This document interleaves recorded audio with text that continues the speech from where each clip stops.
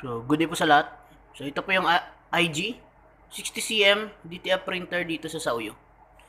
So, as of September 4, so palagi po ito nagamit. So, ito po yung head area ko po.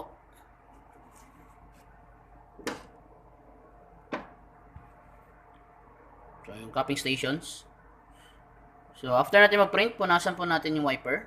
At saka yung cupping stations, linisan po natin.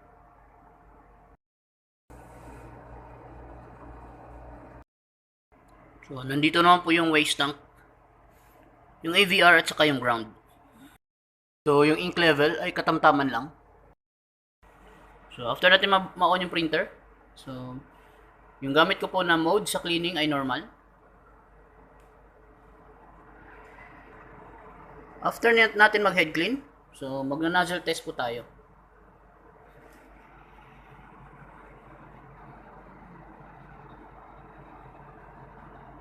So, i-check po natin kung buo po yung lines. Pag buo na po, pwede na po tayo mag-start sa printing.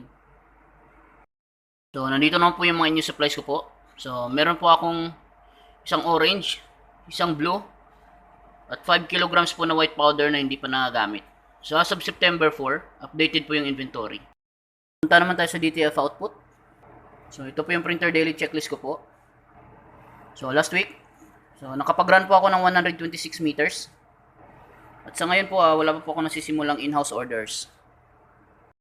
So, dito naman sa na-consume ko, last week, so nag-consume po ako ng 2 bote ng white ink, isang pack ng white powder, at 126 meters na media.